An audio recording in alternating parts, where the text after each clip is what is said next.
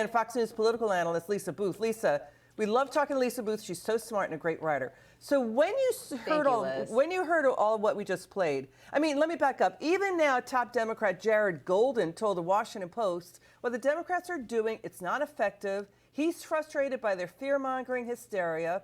He's saying if Democrats, quote, make everything DEFCON 5, then eventually nothing is DEFCON 5. I mean, the Democrat credibility has fallen out of bed and down the stairs. What do you think? Yeah. Well, first of all, I'd love to come to the dinner with Larry Elder, particularly if David Asman is paying. So I just wanted to invite myself to that. But, you know, look, what we're seeing now is a large part why Donald Trump was elected. Americans finally wanted to be put first, especially after being put last under this previous administration. And if you're going to cut spending, you would want to start with foreign aid, because when you're $36 trillion in debt, the money that we are spending should be for our benefit, should be directly for Americans' benefit. But we know that Democrats aren't outraged over the idea of cutting spending. They're outraged over the idea of cutting off the spigot to, you know, their Democrat friends, their NGOs, their aid workers, you know, and I think what we're going to find out at the end of these 4 years with President Trump during the second term is just how much of government really is a money laundering operation for politicians to enrich themselves and their friends. And so ultimately, I think that is what this is all about, particularly when you look at the outrage over USAID. Yeah, USAID. By the way. Yeah, and that is a 100% fact, for the simple fact that most of these politicians, the vast majority of them, their salaries are like $174,000. It doesn't explain why their net worth are in the millions and tens of millions of dollars when they only make $174,000. Like, it doesn't make any sense. This is the only explanation for that, for their crazy net worth. They're over here swindling our money. Way, you know, USAID naturally fits inside the State Department anyway. I mean, half of their workers were actually outside contractors. So we know that 65,000 people, by the way, federal workers, did take the Trump buyouts. You mentioned USAID. Let's get your reaction to this USAID whistleblower on what's really going on. We're showing the USAID waste that's revealed.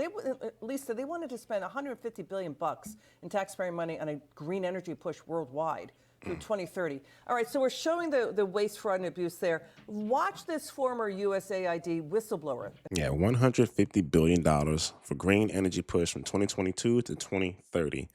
So that includes the Green New Deal, which got $7 billion in funding.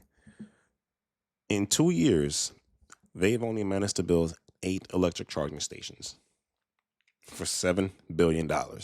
8 charging stations.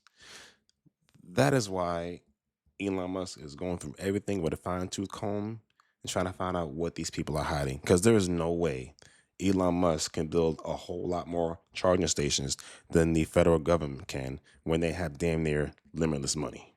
Limitless of our money. Doesn't make sense. Worker and whistleblower now. Listen. Some of the career bureaucrats were refusing to implement the president's agenda, and they had the opinion that they knew better than the American people who elected the president. A lot of them were beholden or had ties to the previous administration, the Obama administration. You know, the large majority of them had voted for Hillary Clinton in 2016. Okay, Lisa, you've been very good about this, about accountability. This is the obnoxious deep state at work. No accountability, still beholden to who they want to keep in power when we pay their paychecks. The American people pay for this, and now they're paying more taxes. They're paying for inflation and higher mortgage rates because of what the deep state, the swamp, has been doing. Final word, Lisa.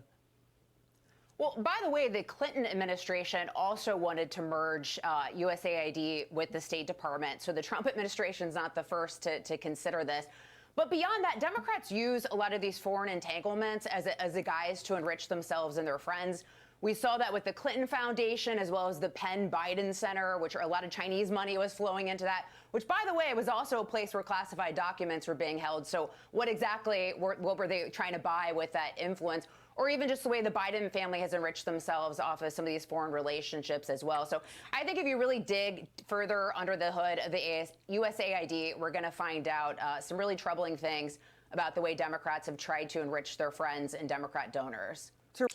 Yeah, I'm pretty sure, because the crap that has already come out, the fact that the Democrats are at the Department of Education building in Washington, D.C., demanding to be let in so they can stop Elon Musk from going through all their stuff.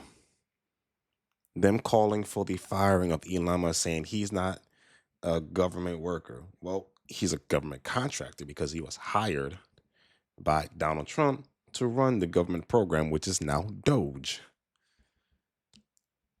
These Democrats are hiding something, and it's all coming to light for all of us to see. All the taxpayers can see how wasteful the Democrats have been, probably Republicans too, but mostly Democrats have been wasting our money and at the same time enriching themselves. Because if I'm not mistaken, last year someone introduced a bill that was supposed to be foreign aid for some other country, because they don't give a damn about us. Foreign aid for some other country, and someone has sprinkled in it to give themselves raises. And the Democrats' outraged over the audit instead of what's being found out speaks volumes, because only hit dogs holler. And this has been going on for decades. But now they're being held accountable and hating every second of it. And I'm loving it. So let me know what you guys think about this in the comment section. Make sure you hit the like button and subscribe to the channel. And we'll see y'all next time.